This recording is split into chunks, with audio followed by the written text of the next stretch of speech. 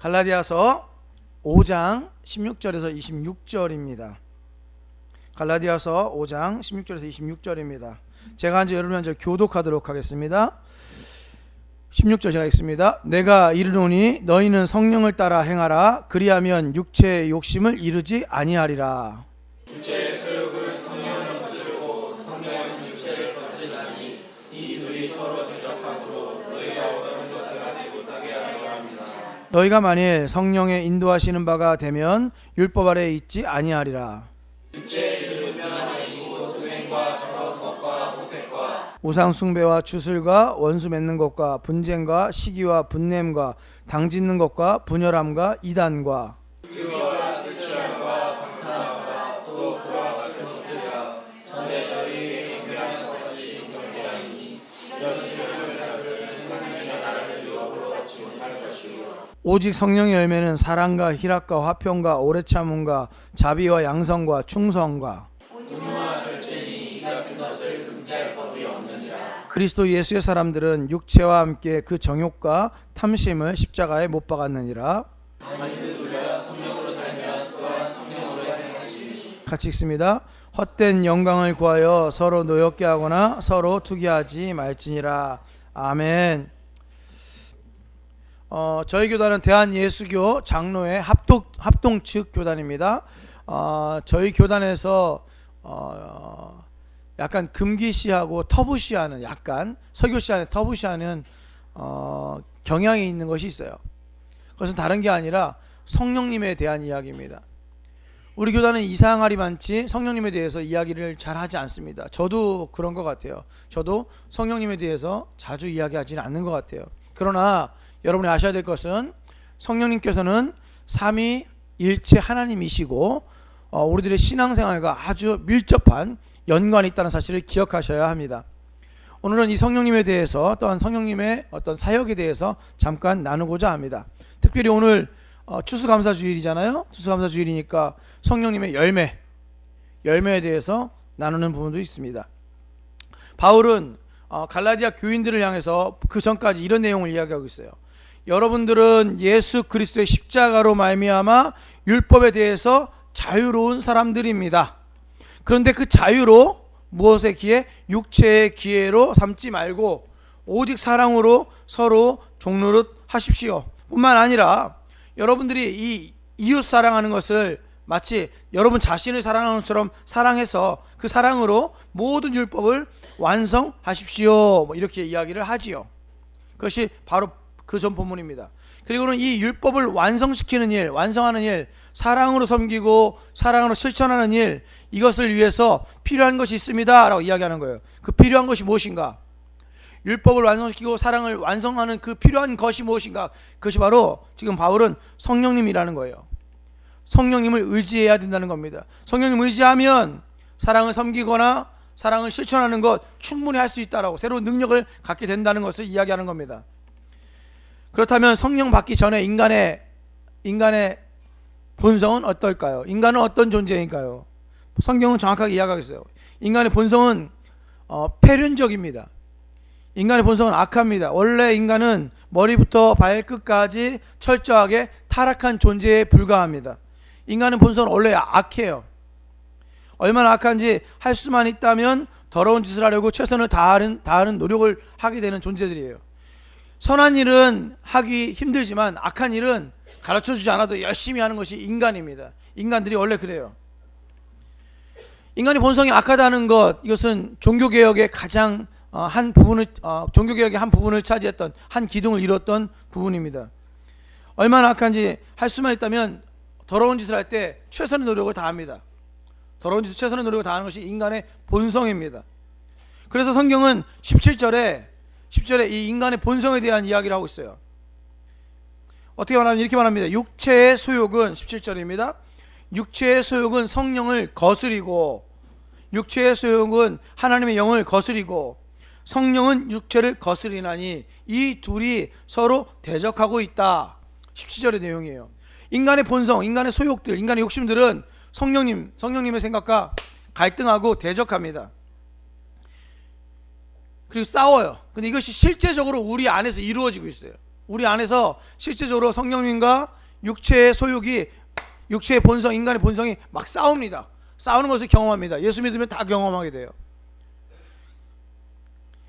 바울은 이 육체의 일을 속이려거나 숨기려고 하지 않습니다. 대놓고 육체의 인간에 대해서 이야기해요. 인간의 본성에 대해서 직시하고 정확하게 묘사합니다. 그것이 19절 이하예요.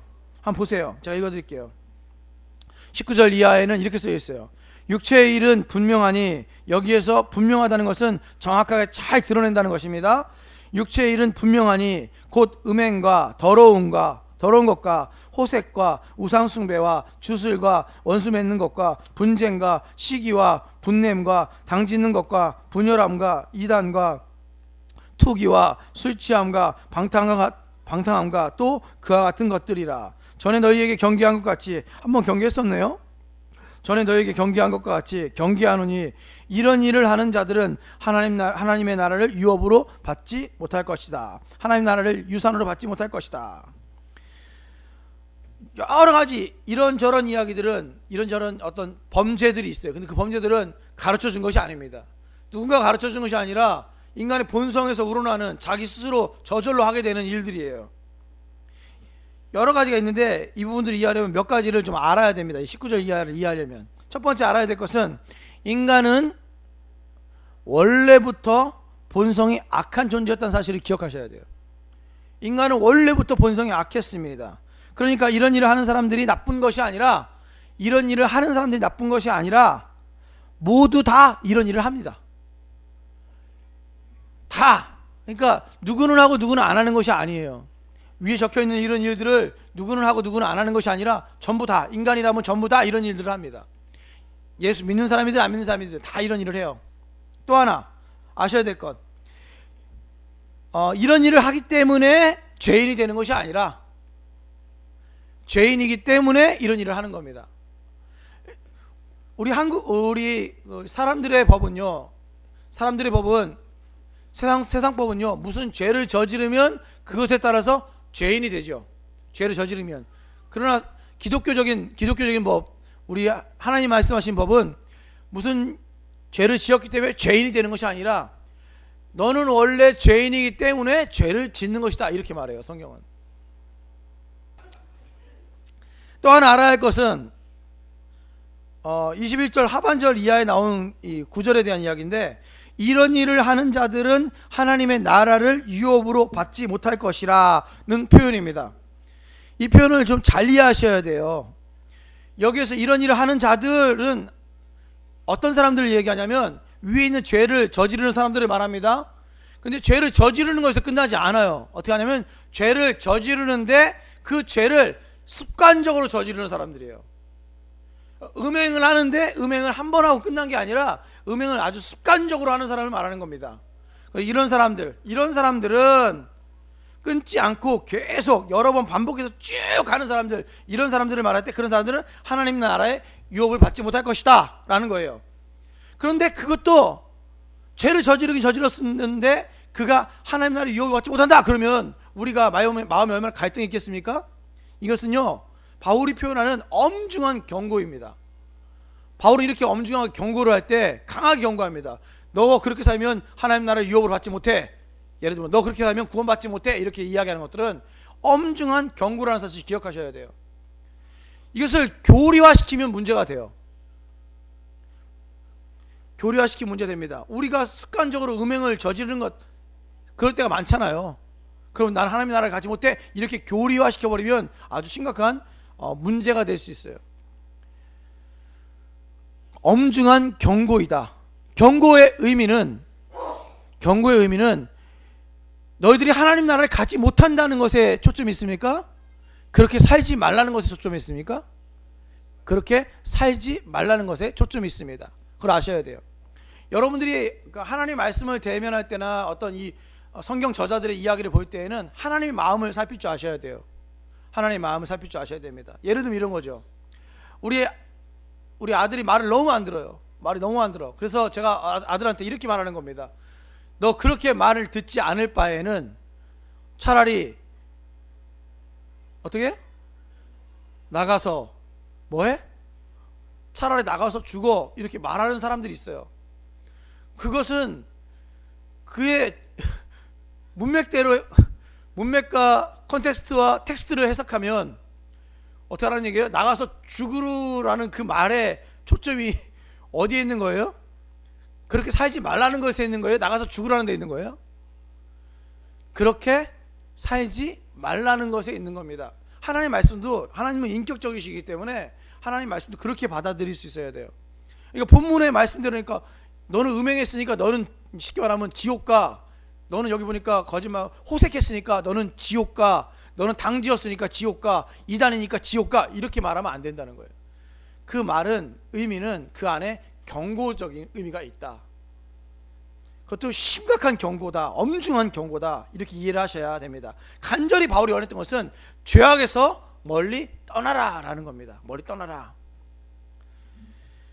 여기에서 나오는 단어를 전부 다 설명하자면 설교를 1시간 해도 부족할 것 같아서 몇 단어만, 여러분이 다른 단어는 다 아실 것이라 생각하고 모르면 밥 먹다가 중간중간 저한테 물어보시면 됩니다. 음행이라는 단어가 나오는데 이걸 오해를 많이 하니까 제가 설명 잠깐 드릴게요. 가끔 청년들과 상담을 하다 보면 우리 군대 간 창근이가 저한테 음행에 대해서 상담 한 5번 정도 했는데, 음행이라는 단어가 나오는데 그 음행이라는 단어에 대해서, 음란, 간음이라는 단어에 대해서 청년들이 저에게 묻는 겁니다. 뭐라고 하면 이렇게 묻습니다. 예를 들면 TV를 보거나 영화를 보다가 아주 예쁜 여자가 나오면 음란한 생각이 든다고 합니다. 그랬을 때 주님께서 하신 말씀이 있죠. 뭐라고 말했죠? 주님께서 음욕을 품고 여자를 보는 자마다 마음의 힘이 간음한 것이다. 이런 주님의 말씀이 있어요. 성경에 있어요.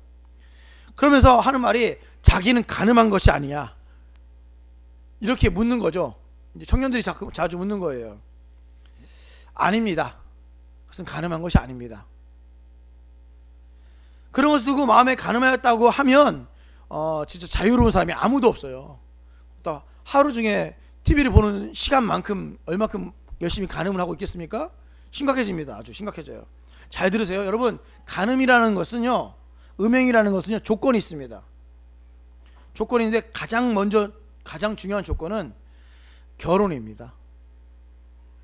결혼을 안 했는데 어떻게 간음을 하고 음행을 할 수 있습니까? 무슨 말씀인지 아시겠어요? 내 여자가 있어야 돼요. 내 남자가 있어야 됩니다. 내 여자 내 남자, 결혼한 내 여자 내 남자가 없으면 그것은 간음이 아니에요. 간음이라는 단어가 자체가 그런 뜻이에요. 음란이라는 단어 자체가 그런 뜻입니다.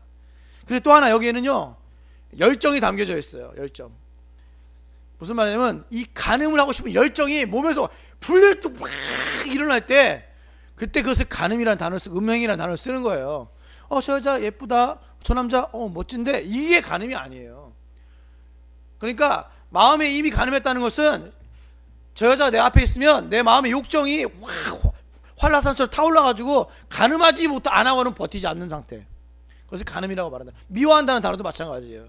마음에 미워하는 마음이 있어요. 그것을 성경에 살인이라고 하는 것이 아닙니다. 미워하는 마음이 심히 커서 죽이고 싶은 마음이 가슴에서 막 불리듯 일어날 때 그 미움이라는 단어가 살인이 되는 거예요. 그걸 아셔야 됩니다. 자꾸 그러니까 두려운 거죠. 왜? 오늘도 하루 살아면서 일기를 쓰려고 딱 앉아있는데 밤에 회개기도 하려고 했는데 그 여자들이 막 생각나는 거예요. 내가 간음한 여자들 20명. 그러면은 어떻게 삽니까? 주님께서 그렇게 우리를 죄악과 범죄 속에 우리를 얽어매가지고 그렇게 살도록 우리를 만들기 위해서 그 단어를 말하는 게 아니에요. 그것은 열정 있는 마음, 욕망이 불릴 듯 일어나는 상태, 그럴 때 간음이다, 아니면 미움이다, 이런 단어를, 그 탐욕이다, 이런 단어를 쓰는 겁니다. 그리고 그냥 우리가 생각하는 머릿속에 TV 셰프 볼 때마다 예쁜 여자 나올 때마다 난 간음하였다, 이렇게 생각하면 안 돼요. 그런 단어가 아니에요. 또 하나, 우상숭배라는 단어가 나오는데, 가끔 여러분, 우리 사랑하는 우리 유쾌한 교회는 그렇게 하면 안 돼요. 가끔 TV에 보면은 어디 불상 앞에서 예수 이름으로 불상을 무너져라 한다든지, 절 주변에 돌아다니면서 그 땅받기 한다고 밟으면서 기도하면서 이 절이 무너지기를 기도한다든지, 이러는 분들이 있더라고요. 우상숭배에 대해서 얘기할 때. 우상숭배라는 단어도 조건이 하나 있어요. 기독교에서 말하는 우상숭배의 정의가 뭡니까? 정의, 여러분 잘 아시죠? 하나님보다 더 사랑하는 것, 그게 바로 우상숭배에 대한 정의지 않습니까? 하나님보다 더 사랑하는 것, 그게 우상숭배입니다. 그러면 조건이 하나 있어요. 조건은 뭘까요? 하나님을 사랑해야 됩니다. 조건이 뭐냐면 하나님을 사랑하는 사람이에요. 하나님을 사랑하는 자가 하나님 말고 다른 것을 더 사랑하면 그것을 우상숭배라고 하는 거예요. 그러면 여러분, 불상은 그럼 우상이 될까요, 안 될까요? 불상은 우상이 안 됩니다. 왜 우상이 안 되죠? 불상을 보면서 절하면서 누군가가 불상을 향해서 아유, 여기 하나님이 여기 계시네, 이렇게 안 한다는 거예요. 이 불상이 우리를 이스라엘에서 구원하신 하나님이시다, 이렇게 안 한다는 거예요. 저 불상이 우리를 뭐한 하나님이다, 이렇게 하지 않는다는 거죠. 구원한 하나님이다, 이렇게 하지 않는다는 거죠. 그냥 불상은 불상이죠. 다른 말로 말하면 뭐냐면 타 종교인의 신상이라는 거예요. 타 종교인의 신상. 그럼 불교도들은 이단이 아닙니다. 우상숭배자가 아니에요. 그럼 그 사람들은 뭐죠? 타종교인이에요. 타종교인. 다른 말로 하면 전도대상자죠. 전도대상자. 그런데 우리 안에 우상숭배는 우리 안의 문제예요. 우리 안의 문제. 우리 안에서 제가 예를 들면 하나님보다 더 사랑하는 것, 그럼 만약 예를 들면 제가 돈을 좋아해요. 하나님은 돈을 너무 좋아해. 그럼 나는 돈이 나에게는 우상이 되는 겁니다. 제가 하나님보다 제 아내를 더 좋아해요. 그럼 제 아내가 저에게 우상이 되는 거예요. 하나님보다 제가 제 아들을 더 좋아해요. 그럼 그 아들이 우상이 되는 겁니다. 일을 하나님보다 더 좋아해요. 그럼 그 일이 우상이 되는 거예요. 운동을 내가 하나님보다 더 좋아해요. 그럼 그 운동이 우상이 되는 거예요. 어떤 목사님이 수요일날 8시마다 축구하잖아요. 가끔 한의전 8시 하잖아요. 예배 때 이어폰을 꽂고 설교를 했대요. 설교하다 갑자기 슛골인! 자기가 설교하다가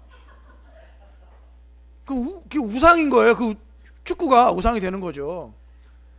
제가 오후 4시 5시 되면 농구하러 가는데, 제가 수요일날도 4시에 농구하러 갑니다. 8시에 예배를 드려야 되는데도 수요일날 4시에 농구하러 가서 1시간 하고 와요. 그런데 만약에 제가 아무 생각 없이 예배 드릴 생각 하나도 안 하고 계속 그 농구만 하고 있다가, 그럼 그 농구가 나한테 우상이 되는 거예요. 여러분들도 마찬가지입니다.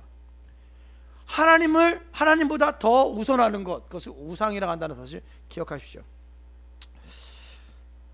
하나만 더 볼게요. 술 취함이라는 단어 나오는데, 이 술 취함 때문에 여러분 천국 못 갈 뻔했어요. 오늘 본문이 술 취하면 하나님의 나라를 유업으로 받지 못한다고 성경에 써 있으니까, 이 술 취함이라는 단어도 여러분이 아셔야 되는데, 이건 종교적 배경을 아셔야 됩니다.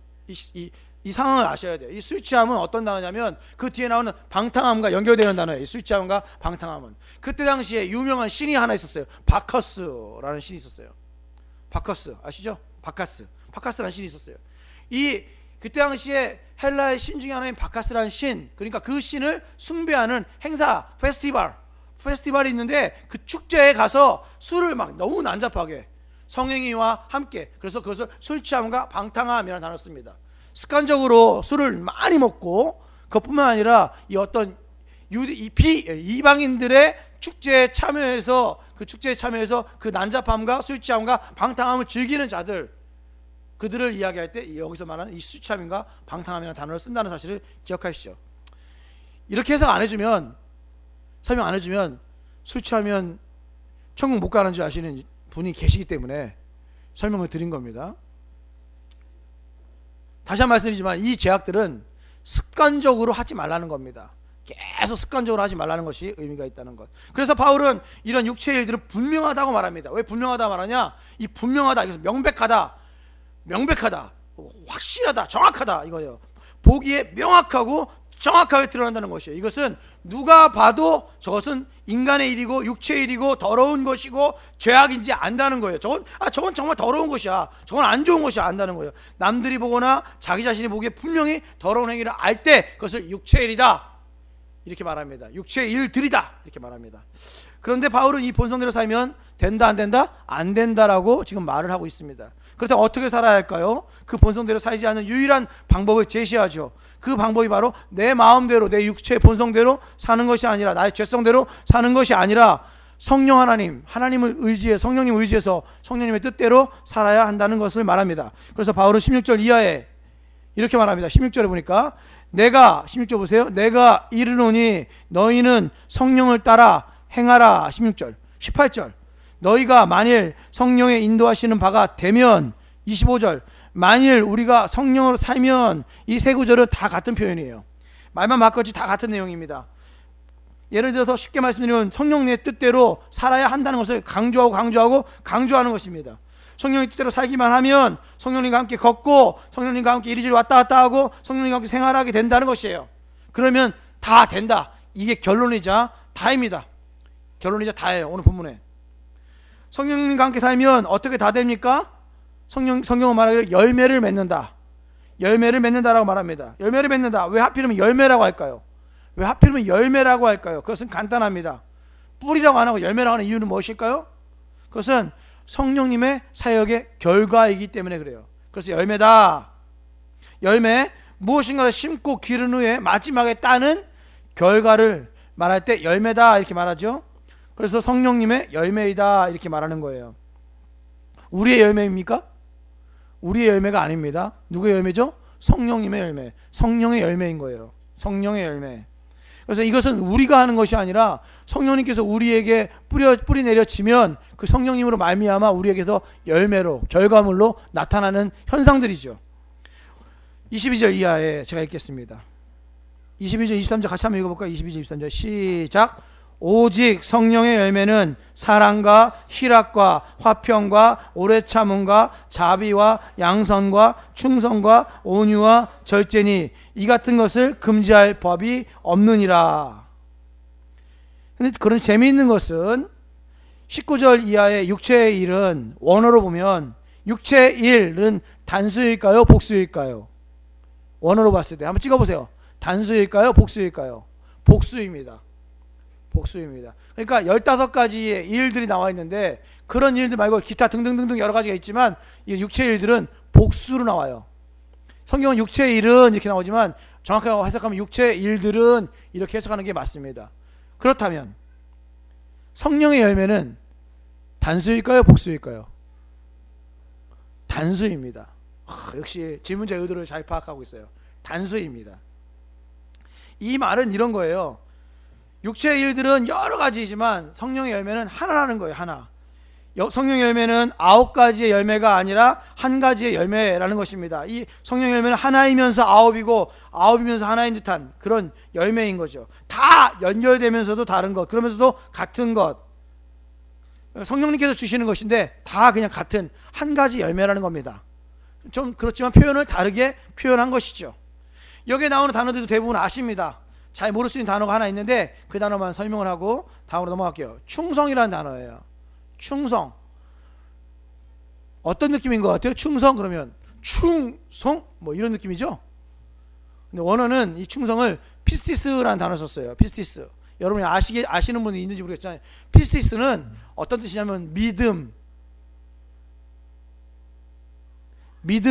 아니면 신실함 아니면 신뢰라는 뜻이에요. 그러니까 단어가 좀 틀리잖아요. 느낌이 틀리잖아요. 충성 그러면 충성, 예를 들면 위의 권위에 대해서 충성할 때 쓰는 단어인 것 같은데 이 믿음, 신실함은 위의 권위를 믿고 신실하다 뭐 이런 뜻입니다. 여러분 성경에 자주 나오는 단어 중에 믿부신 하나님 이란 말 있죠. 믿부시다 무슨 뜻이죠? 믿을만하다, 믿음직하다 이런 뜻이죠. 믿부신 하나님을 쓸 때 이 피스티스라는 단어 씁니다. 그러니까 그거를 충성으로 번역하면 충성스러운 하나님 이렇게 해석하면 이상하잖아요. 하나님이 우리한테 말이 좀 이상하잖아요.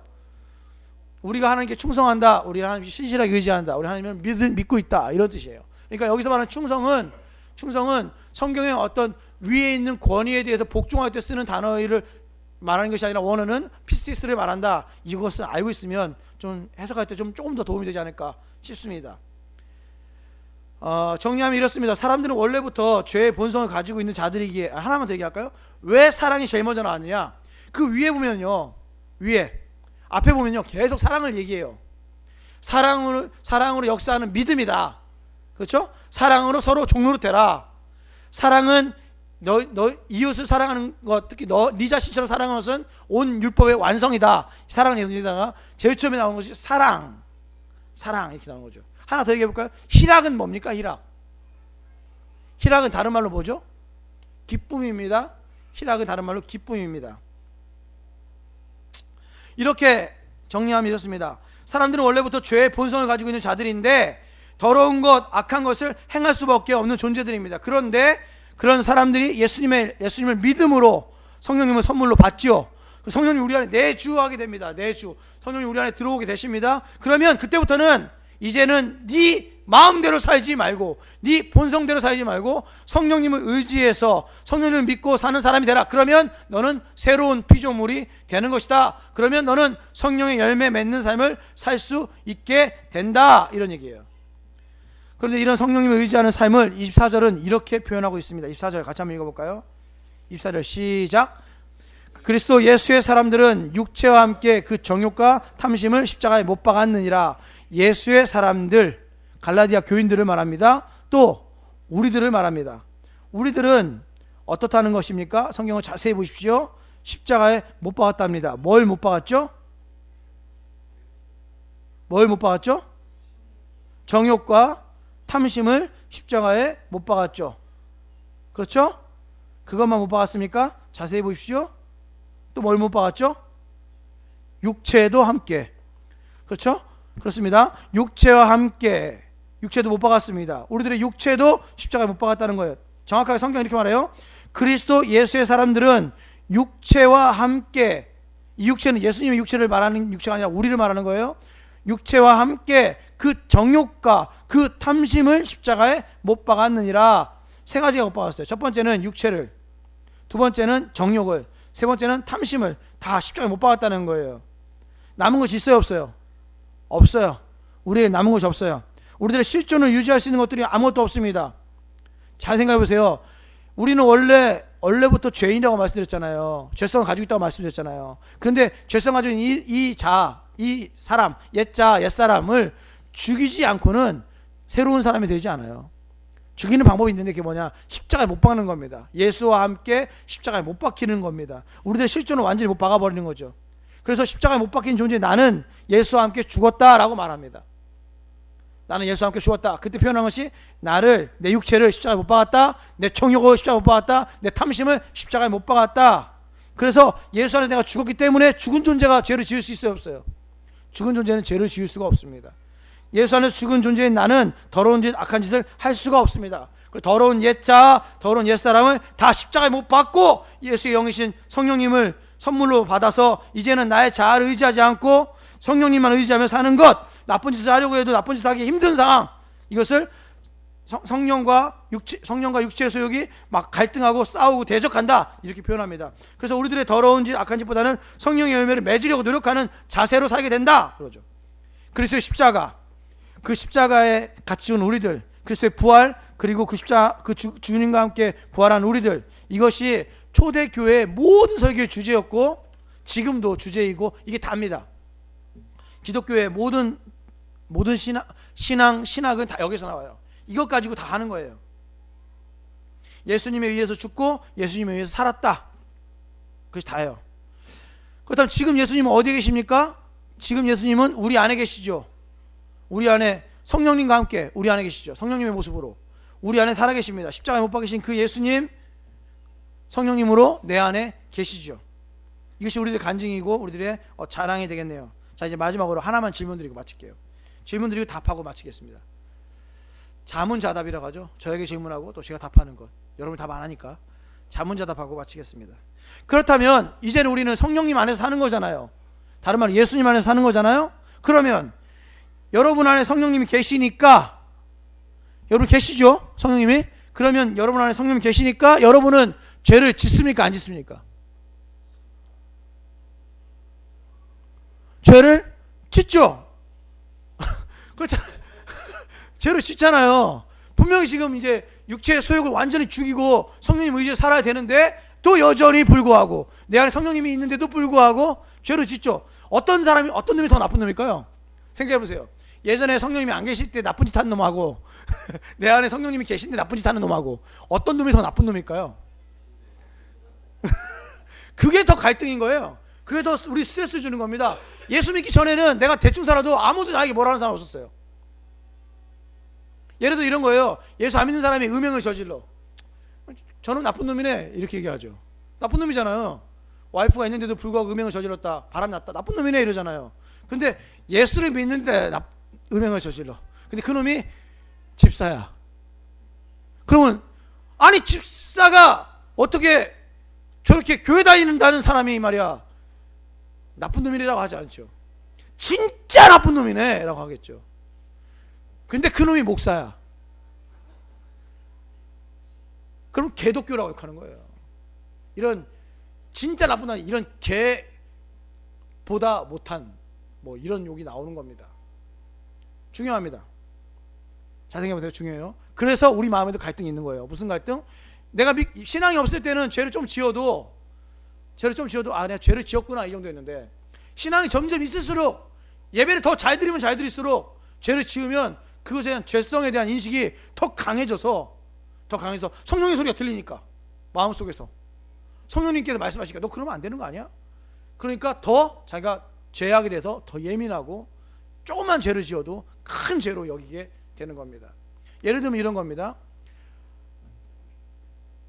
덜 착한 사람이 죄에 대해서 조금 더 자유롭습니다. 표현하자면 그래요.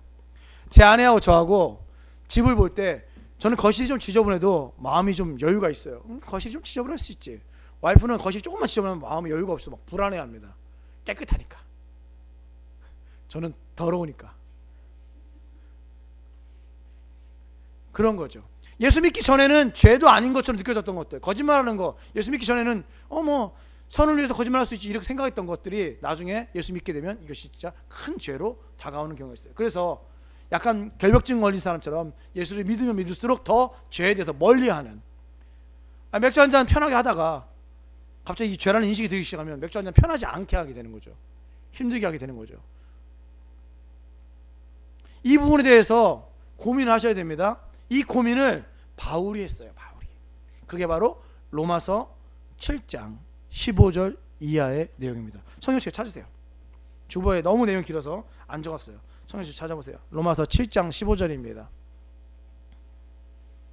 로마서 여러분들은 모두 다, 저를 포함해서 모두 다 우리는 로마서 7장과 8장 사이에 서 있어요. 우리는 로마서 7장과 8장 사이에 있습니다. 로마서 7장을 한번 펴보세요. 7장 15절 제가 읽으면서 볼 테니까 눈으로 따라오세요. 저를 안 보셔도 됩니다. 귀로는 듣고 눈으로는 보세요. 바울이 말하는 겁니다. 여기서 말하는 나는 바울입니다. 바울이 말하기를 내가 행하는 것을, 로마서 7장 15절 다 어르신들 찾으셨나요? 옆에서 분들이 도와주세요. 로마서 7장 15절 없으면 같이 보시고요.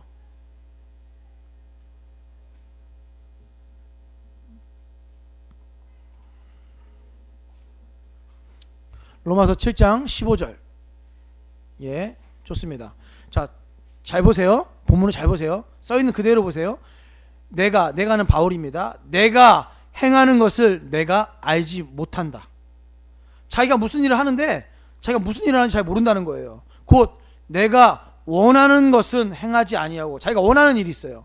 그 원하는 일은 행하지 아니하고 도리어 미워하는 그것을 행한다. 자기가 원하는 일을 하지 아니하고 미워하는 어떤 일을 하고 있다는 거예요. 자기가 만일 내가 원하지 아니하는 그 일을 행하면, 원하지 않는 일은 뭡니까? 죄를 짓는다는 거예요. 죄를 지으면 내가 이로써 율법이 선한 것을 시인한다. 바울은 율법이 선하지 않다라고 얘기했었거든요. 근데 자기가 죄를 짓는 자신의 모습을 보니까 율법은 선하구나 라고 인정하게 됐다는 거예요. 17절 이제는 그것을 행하는 자가 나인 줄 알았는데 내가 아니요 내 속에 거하는 죄라는 것을 알게 됐다는 거예요. 어떤 나쁜 짓을 하고 있는 자신의 모습을 보면서 이 일을 나쁜 짓을 하는데 그 내가 하는 줄 알았는데 알고 봤더니 내가 하는 게 아니라 내 속에 죄라는 것이 있는데 그 죄가 그 일을 하고 있더라 이거지요. 내 속 곧 내 육신에는 선한 것이 거하지 아니하는 줄을 안다. 자기 안에는 선한 것이 없구나, 내 안에는 선한 것이 없구나, 이렇게 말하는 겁니다. 원함, 착한 일을 하려는, 선한 일을 하려는 원함은 내게 있으나 선을 행하는 것은 내게 없다. 선을 행하는 것은 자기가 없다는 거죠. 내가 원하는 바 선은 행하지 아니하고, 내가 원하는 선은 행하지 아니하고 도리어 원하지 아니하는 그 뭐니까 악을 행하는 거다. 원하는 선은 행하지 아니하고 악을 행하는 자신의 모습을 바울이 지금 보고 있는 거예요. 만일 20절 만일 내가 원하지 아니하는 그것을 하면 이를 행하는 자는 내가 아니라는 거죠. 내가 아니고 내 속에 거하는 죄구나. 위에랑 똑같은 말입니다. 그러다 보니까 그러므로 결론이 나와요.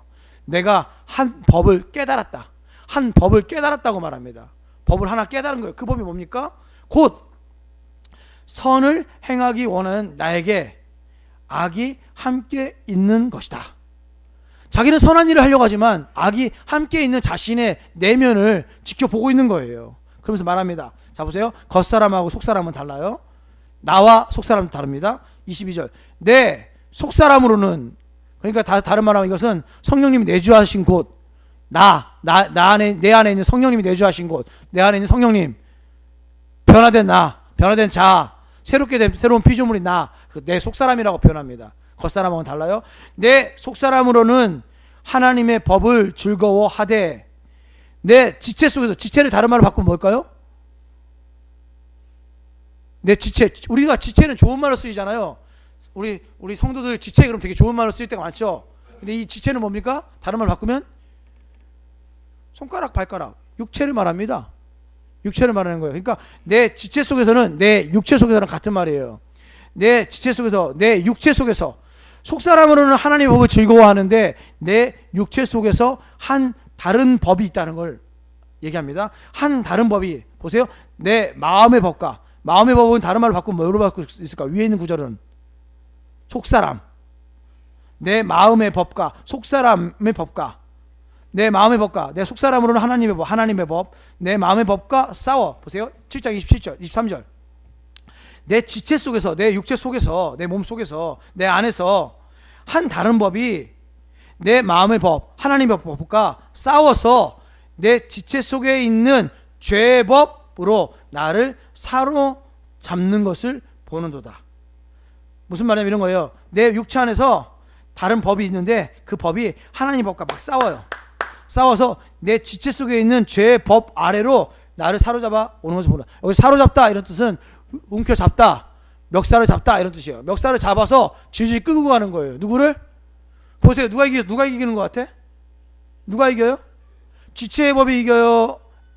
아니면 죄의 법이 이겨요? 아니면 하나님의 법이 이겨요? 죄의 법이 이긴다는 거야. 지체 속에서 죄의 법이 이기고 있다는 거예요. 무슨 말이냐면 보세요. 내 지체 속에서 한 다른 법, 다른 법은 죄의 법입니다.